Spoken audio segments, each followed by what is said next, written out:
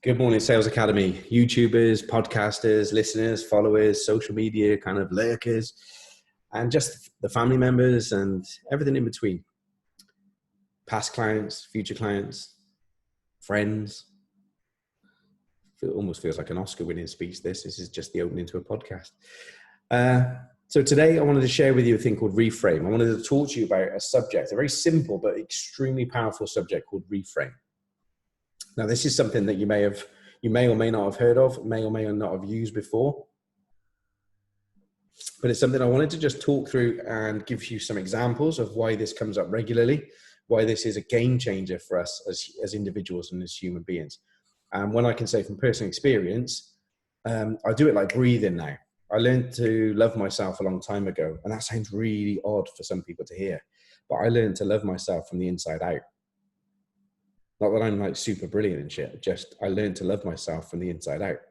All my flaws, all my peccadillos, all my warts and all, so to speak, but all my brilliance and all my confidence and my abilities, academic or non-academic. You know, I learned to overcome my struggles. I learned to overcome my fears. I learned to reach a point in my life where very little phases me. And if it does, I learn how to deal with it. And I have an absolute confidence in my ability to overcome obstacles and challenges. Now that comes from practice. That comes from kind of standing in front of the mirror and being okay with who you are. That comes from breathing from your belly as a man, not from your chest. That comes from listening, learning, taking on feedback, adapting. So confidence is extremely different to arrogance.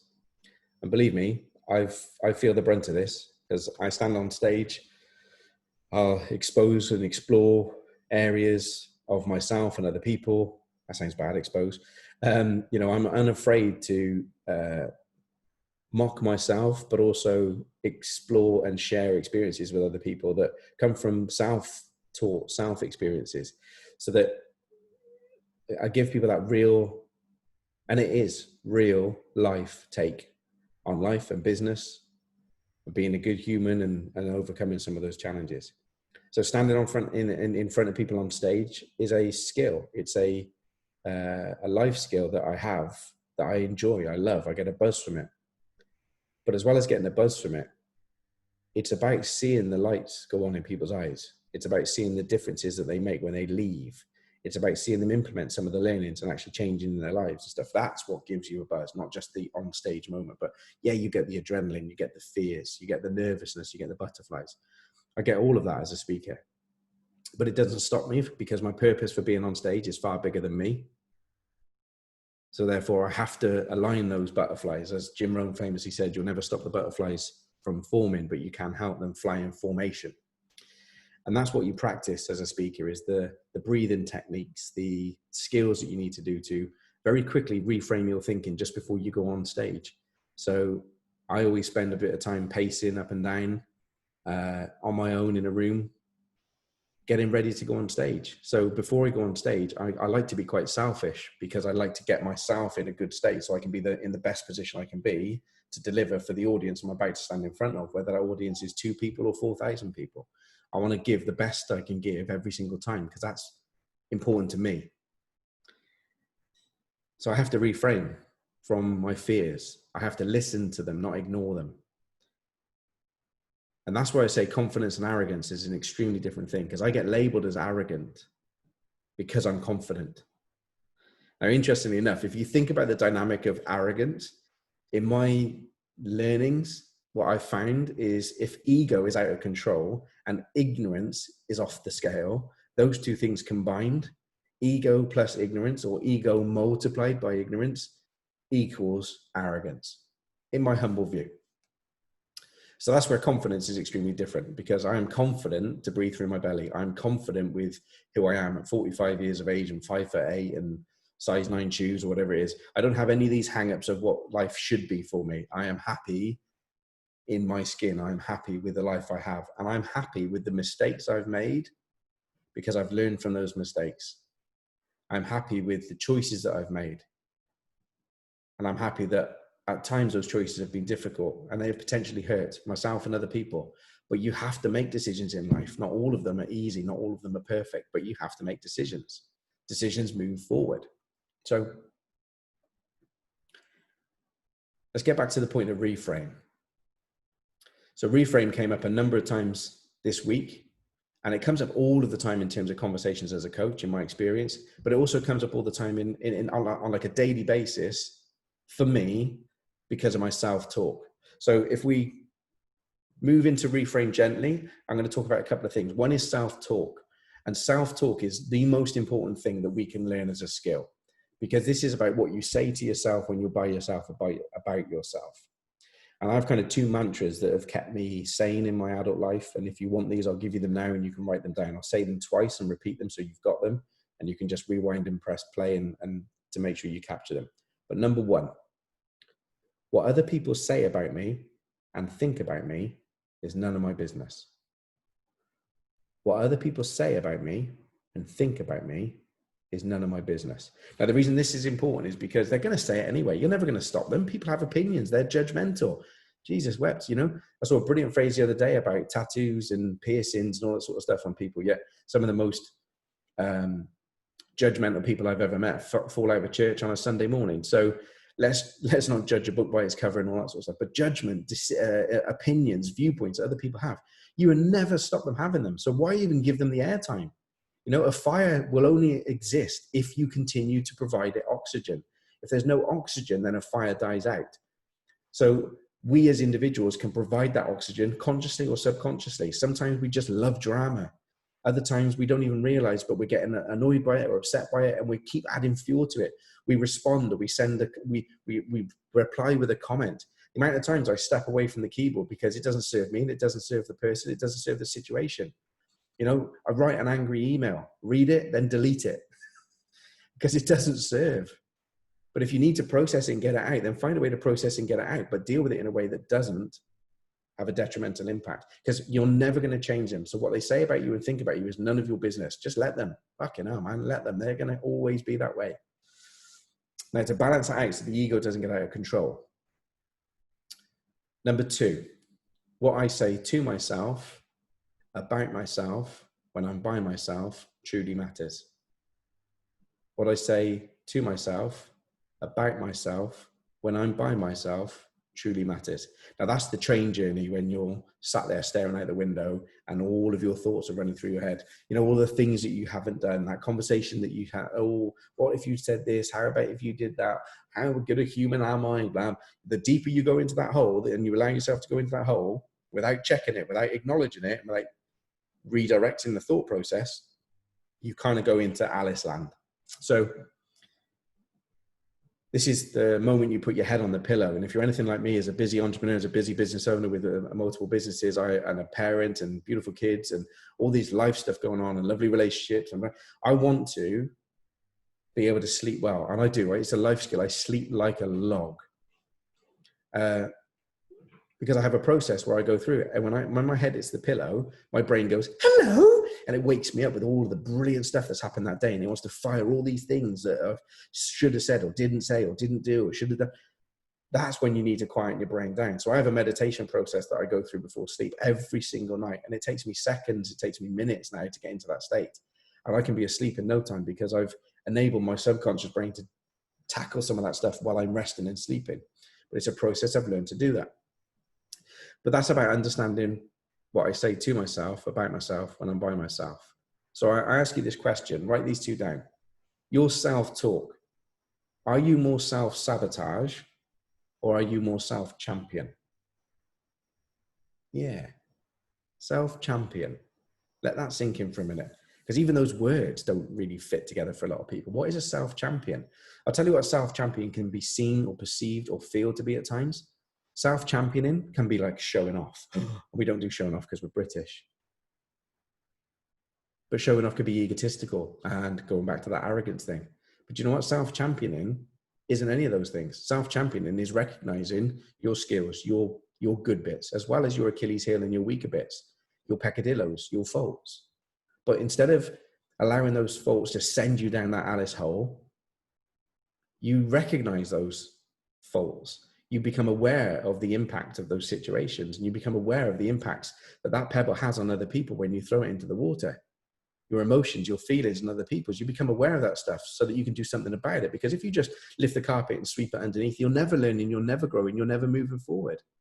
You'll keep repeating the same mistakes, and making mistakes is brilliant. I said this earlier on a call with one of my clients. I love making mistakes. I've still got some big ones to make, probably because they're brilliant. The mistakes show me I'm moving forward. Now, to keep making the same mistakes is ignorance, is negligence, and stupidity. By making mistakes, embrace them. Learn from them. Accept that they happen. Accept that you are not perfect. The only people that don't make mistakes don't do any work, right? So understanding that self-championing is about understanding all your brilliance and recognizing your brilliance, as well as recognizing your flaws and developing those. The self-sabotage is where we go. So this came up last week. I got a call out of the blue. This guy phoned me and he was like, all right, thanks everything you've been doing so far. I'm getting back on track, setting my business back up. I'm feeling confident and everything else, but I've just had a bit of a wobble. I said, okay, cool. What's up? But he said, I just left this premises. And as I left this premises, I saw a guy across the street, and he didn't see me, but I saw him. And he's where I want to be. He's really successful in my industry. And it really made me think, oh God, I can't do this. I'm not that good. I'm not as good as him. And he went down this self-sabotage route. And I hope he's listening to this, because I'm going to send in this link as a reminder, because this guy is an absolute gentleman and a scholar. And yes, he's made mistakes, just like the best of us. But he's prepared to dust himself off, pick himself up, and keep going. And that is courage. That is resilience. That is a trait I love in a human being. And I salute and I champion. So I asked this individual a couple of questions. Just some simple questions. And these just fitted at the time. They just felt right to ask at the time. This isn't like a checkbox of coaches' questions that I have, because I don't operate like that. And I just said, okay, can I ask you some questions about this individual? And they said, yeah, sure. I said, do you respect everything that this individual stands for? No. Would you like to be exactly like them? No. Is it fair to say that there are times when they behaved dishonorably? Yes. Then what came out was all this whole stuff about this individual and who they are and what they're about and how they wouldn't like to be anything like them. You know, the last thing they would want to be is like that person, because the reputation is so bad and this, that, and the other, blah, blah. But even though they knew that inside, logic, the emotion kicked in, the sabotage kicked in. I'm not good enough. I can't be as successful as this person. And here's the truth. They can be as successful as that person without being the shit that they label that person as. Now, the reality is that person is probably not as much of a shit. They've also made mistakes, just like the best of us. But a reframe can be as simple as asking a question. But to be able to do that, you've got to be aware. So my simple process for change is this. Write it down. I talk about it a lot. 1, awareness. Become aware of the situation. Become aware of the results. Become aware of the feelings. Become aware of the reactions of yourself and the reactions of others. Become aware that something is triggering in you a response. Become aware of it first. What is the thing? What is the situation? What was it that somebody said? What was it that somebody did? What was it that I said? What was it that I did? Become aware. Because awareness leads to number 2, which is choice. And choice is your superpower as a human being. Because if you don't like something, you can change it. But change is scary. So number 2, choice, leads to number 3. But 3 is split down into 3A and 3B. 3A, stay the same. 3B, change. If you're aware, you can make a choice. And that choice is to stay the same or change. It's that simple. Now, out of stay the same and change, which one do we fear the most? Obviously, most people are saying, listening to this, will probably say change. Because change is scary. Change is unknown. But if you consider there was a part of your life, a big, maybe a third of your life that you were really unhappy with, and you did nothing about that part of your life for the next 15 years. You just carried on living that same photocopy torture for the next 15 years. Now what's scarier? Staying the same or change? Now I know in my heart staying the same is scarier. Staying still is scarier. Not growing is dying.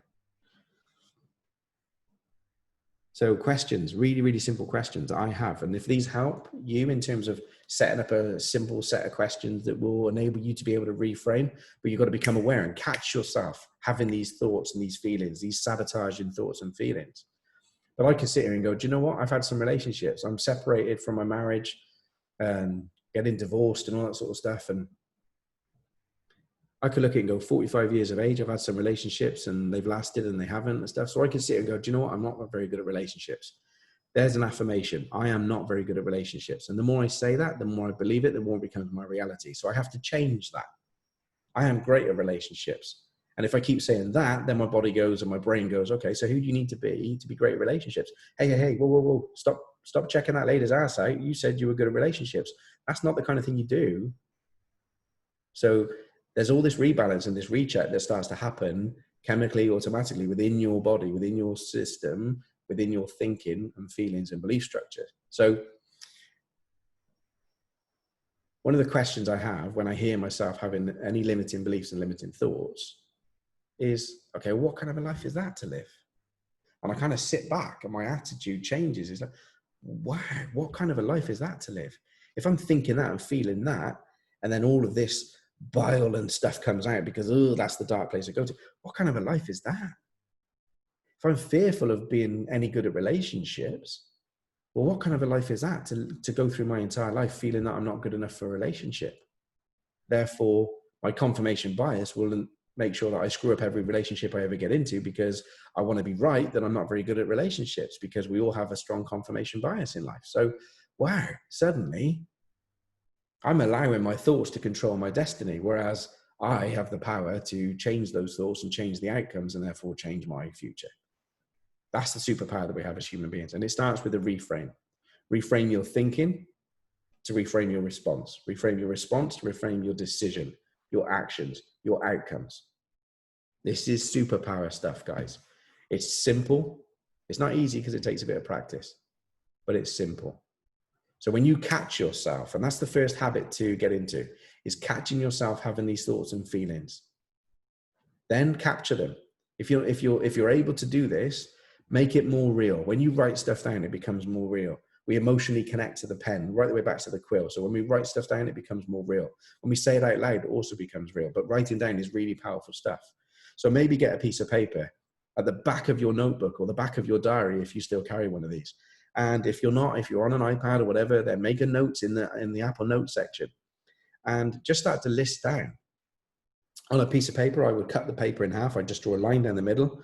And on the left-hand side of the pad, right at the back of my book, because not everyone sees it, I would write down those sabotaging thoughts that come into my head. I would write down the thought that I had. I would hear it, catch it, write it down. I am not very good at relationships. Right, write that down. Not my interpretation of it. Write it down as I said it. And then on the right-hand column, I need to write down a counter statement that I can practice to make it a habit. A counter statement. And that could be a question like, okay, so how can I be better at relationships? Who do I need to be great at relationships? What do I need to do to be great at relationships? Open questions that challenge my thinking to be a better person. So not just accepting it and sweeping it under the carpet, not just ignoring it and sweeping it under the carpet, not just I am becoming aware of it and I'm making a choice to change consciously. Now, for some of you go, oh God, this sounds like hard work. Yeah, do you know what? It could be, but nowhere near as hard as suffering that same bullshit for the next 15 years. So reframes are easy. It's the habit of getting into them that needs a bit of discipline. Guys, if you want help with this, I love this stuff. This is important to me because there's a huge part of what we do within Sales Academy is the business, finance, marketing, sales, systems, and people. But if I said to you quite simply, the majority of time I spend with clients is in their own heads, in their own hearts, getting them out of their own way, helping them slow down to speed up, helping them structure their lives better, sort some shit out, eat some frogs, kill some demons, slay some zombies so that they can then be a better business person, a better father, a better mother, a better lover, a better whatever you want to call it, because we don't have a business or we don't live to work. We work to live. And we've got to realign that stuff. This is what I'm all about. And this is what we're all about. So if things aren't happening in your life right now, then you need to reach out. Have a conversation. It may go nowhere. I may be able to give you a couple of things to do that might really serve you.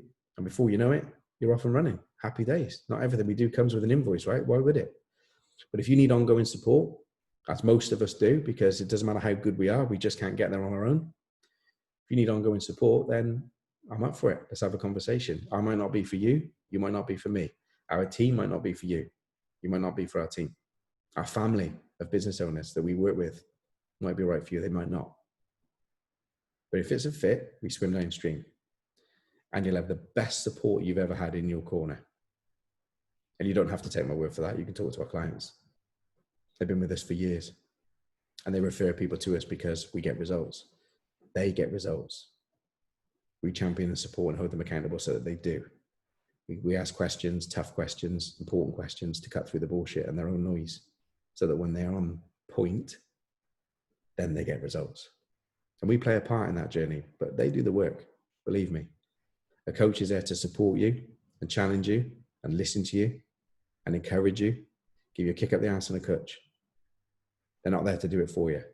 You won't see an Olympic athlete, you won't see him get his coach, stick on the studded trainers and run the 100 meters for them. So don't fall for any of that bullshit.